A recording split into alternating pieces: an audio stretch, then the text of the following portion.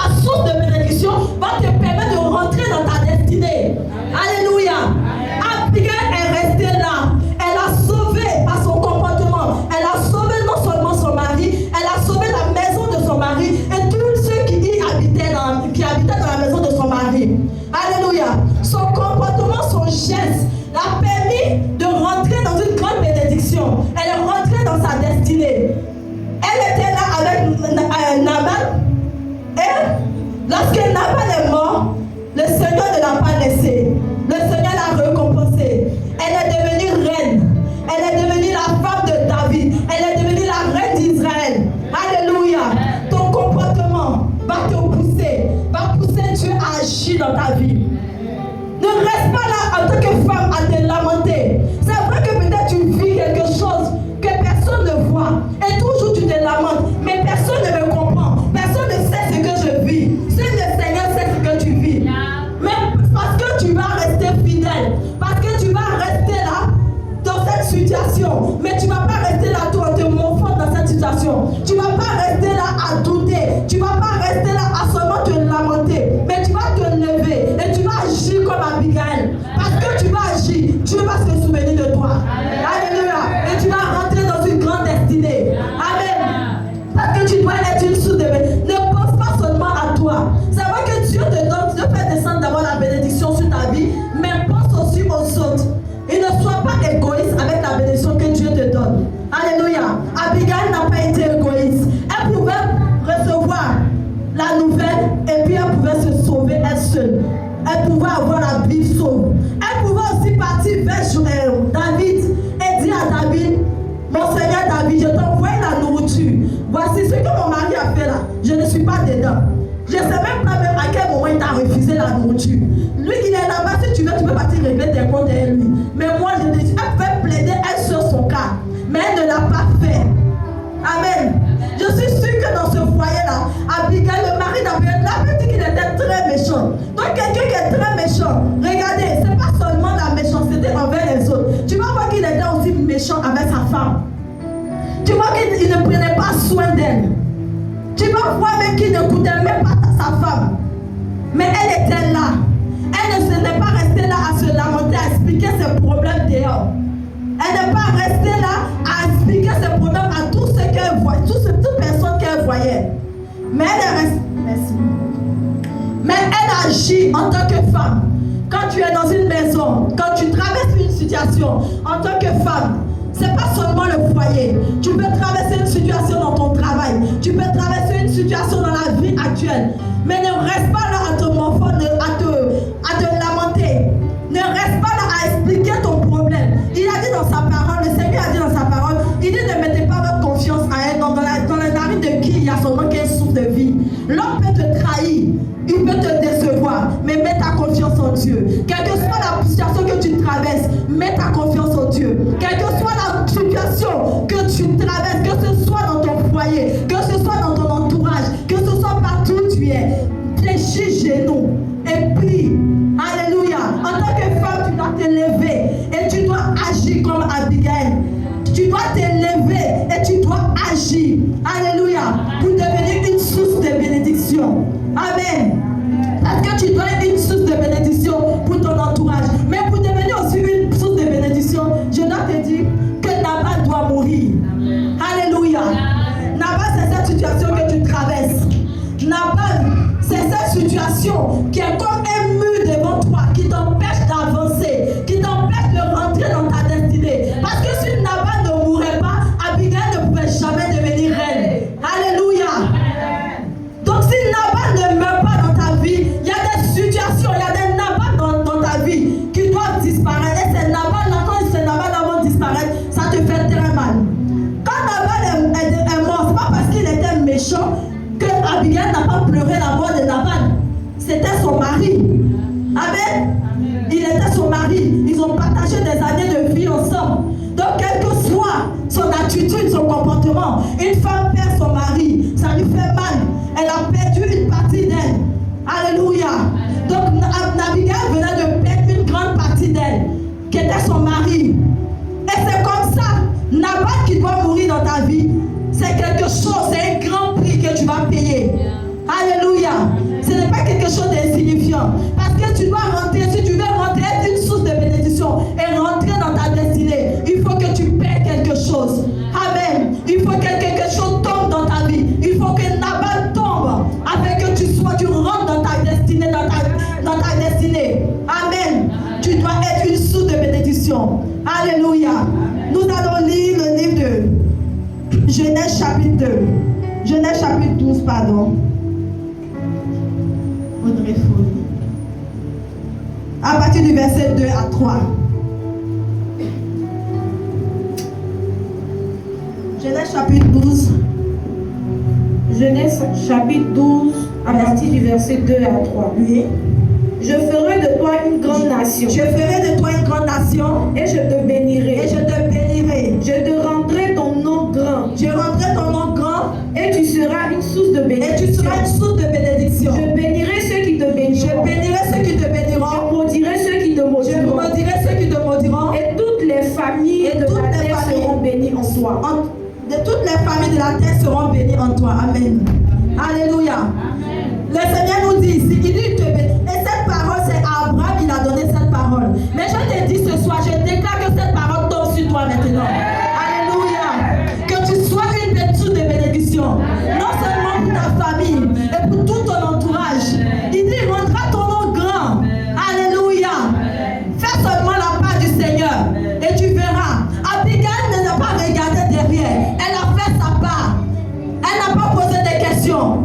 Il y a des situations où tu dois être désobéissant. Alléluia.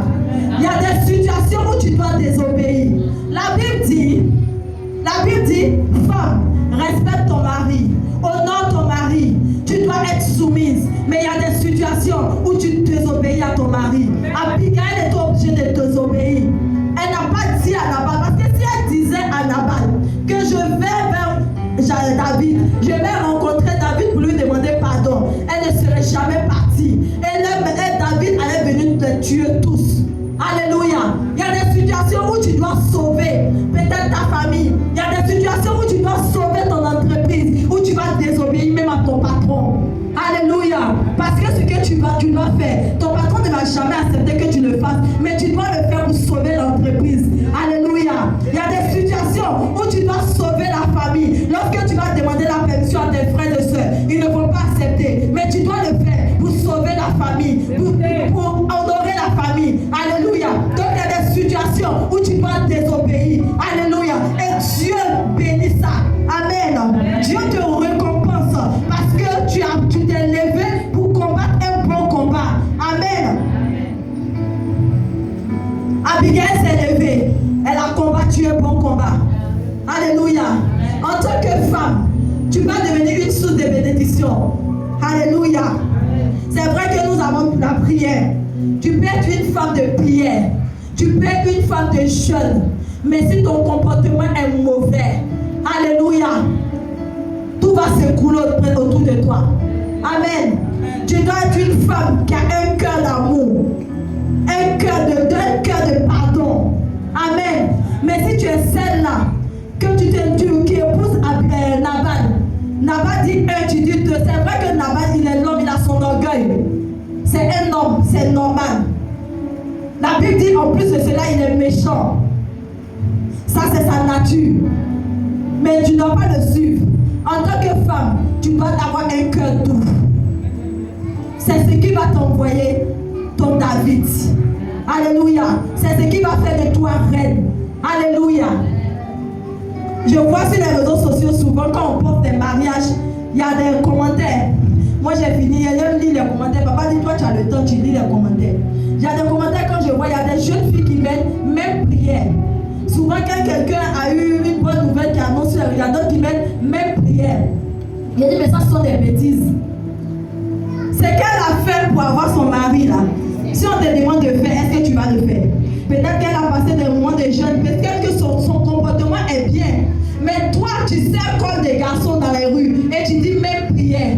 Dieu va écouter quelle prière? Alléluia. On dit et tu sautes. C'est toi qui donnes coup de tête même à garçon. Et tu dis même prière. C'est quelle même prière tu veux? La Bible dit que femme, honore ton mari. Alléluia. Parce que ton Dieu c'est ton mari. Dieu est obligé de l'enlever auprès de toi. Mais si toi-même tu as l'image de Nabal, c'est vous deux Dieu va éliminer. Alléluia. C'est vous deux Dieu va éliminer. Si tu épouses un Nabal, que Nabal ne veut pas changer, parce que tu vas voir que Abigail a parlé à Nabal. Tu vas voir que ça fait des années, elle lui dit de changer. Parce que quand elle est partie à la rencontre de David, elle a dit à David dans la parole de la Bible, elle dit Seigneur, laisse-le. Il s'appelle Nabal, il est comme son nom. C'est ce qu'elle a dit à David. Elle dit, tu vas voir que sûrement peut-être Nabal me dit méchant. Elle dit, il est comme son nom, il s'appelle Nabal. Donc, elle a habitué à sa méchanceté. Mais c'est David qui ne le connaissait pas encore. Donc, quand un Nabal, le Nabal, tu sais pourquoi Nabal vient dans ta vie? Parce que tu es pressé pour la bénédiction. Alléluia. Ton temps n'est pas encore arrivé, tu es pressé de la bénédiction. Alléluia. Le Seigneur te dit, ma fille, attends. Tu dis, papa, parce que ma petite soeur s'est mariée, je veux me marier. Papa, toutes les filles de l'église sont en train de se marier, je veux me marier. Papa, mon âge est en train d'avancer. Je vais me marier. Il dit, ma fille, je t'envoie quelqu'un.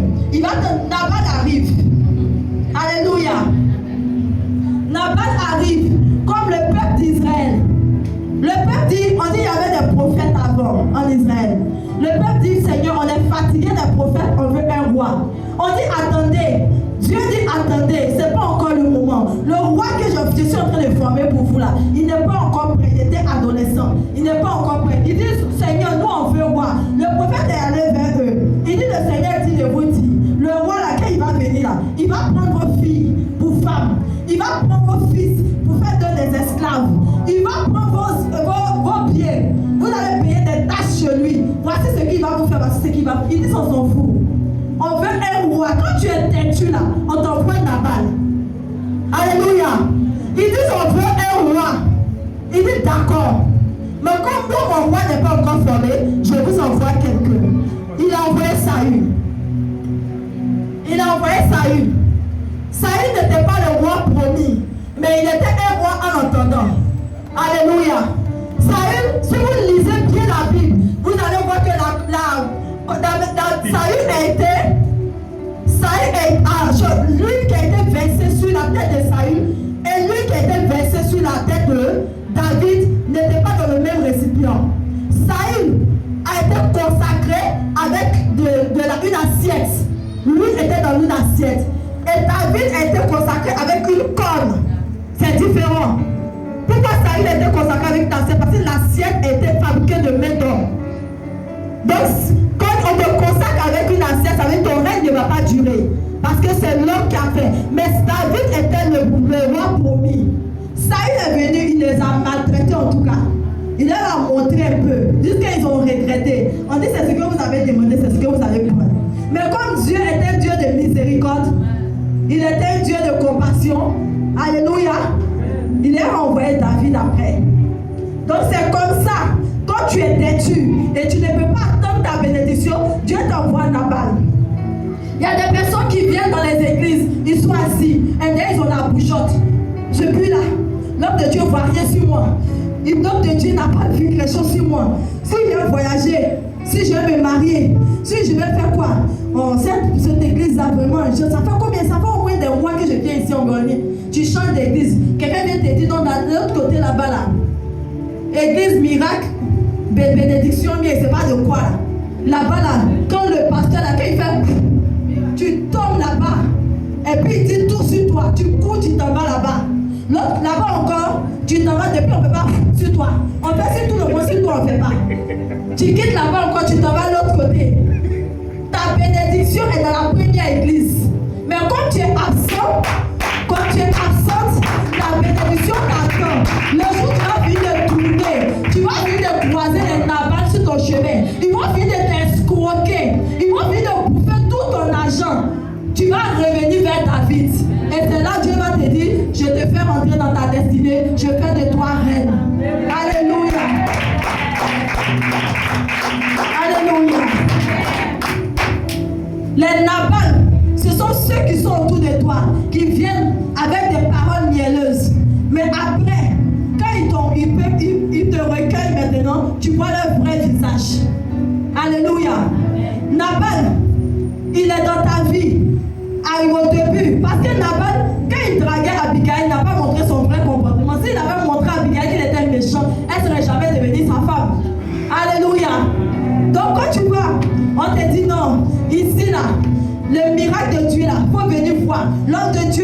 puissant. L'homme de Dieu, il fait tomber les gens. L'homme de Dieu, il fait comme s'il est comme ça. Alléluia. Maintenant, si lui, il est puissant, c'est que Jésus, il est quoi? Amen. Si l'homme de Dieu, il est puissant, c'est que Jésus, il est quoi? Alléluia. Moi, je refuse cette parole parce que moi, je ne vais pas vite quitter la terre. Alléluia. Je refuse qu'on mette ça sur moi. Amen. Je ne suis pas puissante. Je suis un instrument que Dieu utilise pour sa gloire. Amen. Si tu as fait ça là, Dieu va t'enlever comme Élie. Il va t'enlever comme Enoch. Amen. Parce que les autres vont commencer à t'adorer. Il dit ne partage pas sa gloire. Il est le Seigneur. Il fait ce qu'il veut. Il ne partage pas sa gloire. Amen. Donc si tu es trop pressé pour ta bénédiction, les Nabal vont venir sur ton chemin. Et tu verras que ces Nabal là, ils vont finir ta vie.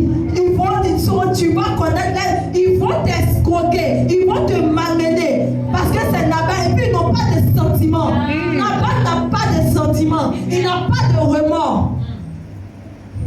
Quand tu vas revenir en toi-même, et tu vas t'élever comme Abigail, Nabal va mourir. Parce que pour que tu quittes dans cette situation où tu es, il faut que Nabal meure. Alléluia. Il faut que Nabal meure. Pour que Dieu fasse de toi reine, il t'envoie vers David. Il faut que Nabal meure. Il faut que Nabal tombe dans ta vie.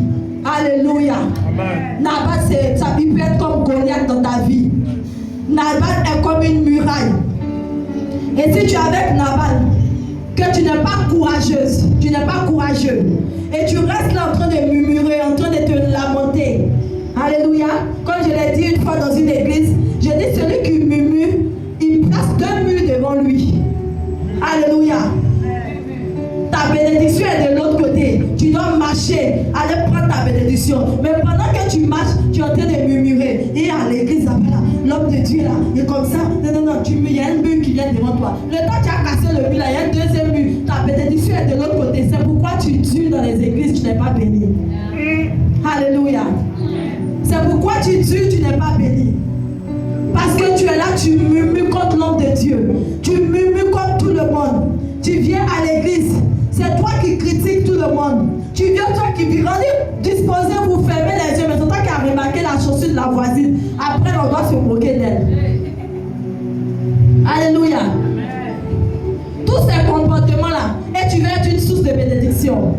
C'est toi qui as remarqué que la maman, là, quand elle vient à l'église, elle a 2 pagnes qu'elle porte. Aujourd'hui, tu as vu ce samedi, elle a porté pas une là, non? Elle va pisser ça sur au moins 3 samedis. Mais si tu et puis, ça fait quoi? L'autre samedi, elle va porter l'autre pagne là.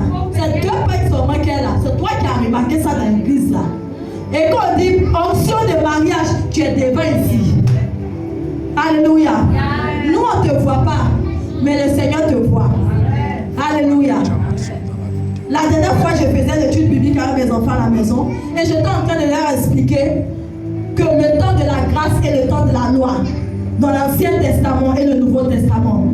Je leur disais, il y a au temps de la loi, quand tu fais quelque chose, en même temps, c'est œil pour œil, dent pour dent. Tu voles en tout, ton coup, ta main et tout. Mais le temps de la grâce est très dangereuse. Donc, j'étais en train de leur donner des conseils pour dire qu'ils doivent faire très attention. Moi, je préférais encore même le temps de la loi. C'est vrai que œil pour œil, dent pour dent, mais je préférais. On a fini de couper, quand ils volaient, ils ont coupé ma main, c'est fini, il n'est plus péché. Mon péché est effacé. Mais le temps de la grâce, tu t'en vas voler. On dit, viens, prends l'offrande, tu as parti déposer. Arrivé là sur la route, on va te partir donner l'offrande à la présence, tu as déjà volé 1000 francs dedans. Personne ne t'a vu. Tu prends, tu t'envoies ça. On dit, même tu t'en vas quelque part, tu t'en vas, tu regardes à côté, à gauche. Et mes frères de l'église, même s'ils n'habitent pas quelque part ici, il y a un hôtel quelque part, il faut que je rentre là-bas. Tu rentres là-bas, personne ne t'a vu. Même si on t'a vu, on fait quoi? On ne peut pas te frapper. On va te laisser. Le temps de la grâce. Mais je leur disais, il a dit, pendant que tu es en train de faire un péché, il y a un ange qui note. Aujourd'hui, elle a volé son premier vol. Il note. Demain, tu dois faire deuxième péché. L'ange a noté. Demain, tu troisième péché. Toi, tu te dis, il n'y a rien. Ils sont en train de... Jusqu'au jour où tu vas te repentir. Tu vas demander pardon à Dieu. Seigneur, voici la dernière fois j'ai volé. La dernière fois, voici ce que j'ai fait. Quand tu vas te repentir, Dieu va voir la sincérité de ton cœur. Il va effacer ce qu'il a écrit. Donc ça revient à zéro. Le compteur revient à zéro. tu n'as plus de péché. Donc vous voyez que le temps de la grâce est encore plus dangereuse. On pense que personne ne nous voit. On est là, on se moque, on fait. Là, avec la parole de Dieu, il n'y a pas de petit péché. Péché, c'est péché. Tu t'es moqué de quelqu'un, même c'est péché. Alléluia. Tu as critiqué, c'est péché. Devant nous les hommes, quand on va à la justice, on va condamner quelqu'un qui a volé et puis quelqu'un qui a tué. La justice ne va pas les condamner de la même manière. Ils ne vont pas avoir la même peine. C'est ça? L'autre va faire peut-être 5 ans, l'autre va faire 20 ans de prison. Ça, c'est l'homme qui fait ça. Mais devant Dieu, toi qui as volé, la personne qui a tué, et puis la personne même qui a menti, vous avez le même péché devant Dieu. Vous avez la même sentence devant Dieu.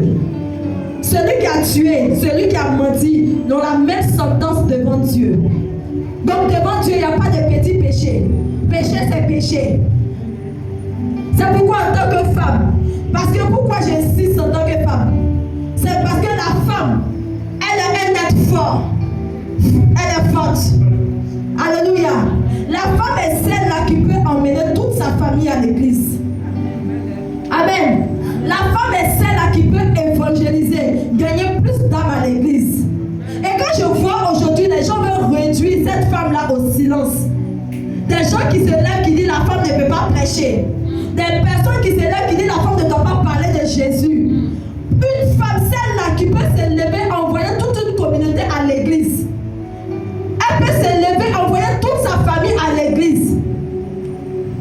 Celle-là qui peut, par elle, sa famille peut être bénie. On veut la réduire au silence. Pour dire que non, elle ne doit pas parler dans l'église. Alléluia. Et on nous montre le verset qui dit que la femme dans les églises, elle doit se taire. Alléluia. On dit la femme dans l'assemblée, elle doit se taire. Elle doit se taire dans l'assemblée. On n'a pas dit qu'elle doit se taire à la chair. On n'a pas dit qu'elle doit se taire pendant l'évangile. Elle n'a pas parlé, elle n'a pas prêché l'évangile. La Bible n'a pas dit ça. Il dit non, parce que Dieu même sait que nous femmes là, on aime parler. Pendant que le message doit se passer là, dans l'assemblée, ce sont les femmes qui parlent beaucoup. Ce sont les femmes qui font tuer beaucoup. Alléluia. Donc Dieu même sait ça. C'est pourquoi il a dit dans l'assemblée, la femme doit se taire. Pendant que le message est en train de se passer, toi femme, ferme ta bouche, écoute le message. On n'a pas dit qu'il ne faut pas, tu vas prêcher. On ne peut pas te réduire au silence. Il dit dans les derniers jours, je reprendrai mon esprit sur toute chair. Alléluia. Il dit, on dit la Bible nous dit que Dieu est là-haut, il est sur son trône, il fait ce qu'il veut. Il utilise qui il veut pour son œuvre. Amen. Il peut utiliser même un enfant de 4 ans, 5 ans, pour imposer la main à une personne et la personne va retrouver la guérison. Mais ça ne veut pas dire que l'enfant est devenu prophète. Dieu l'utilise. Il peut utiliser qui il veut. Il peut mettre son esprit en toi, il peut retirer son esprit en toi. Quand il a dit, il reprendra mon esprit sur toute chair, il n'a pas dit sur les hommes. Il n'a pas dit sur les hommes avec grand H, sur l'homme masculin. Il dit sur toute chair, la femme est dedans. Alléluia. Donc en tant que femme, que personne ne te réduise au silence. Amen. Personne ne te réduise au silence. Si tu vois que Nabal est en train de te gêner, lève-toi, agis. L'Éternel te fera rentrer dans ta destination afin de rencontrer David. Alléluia. Que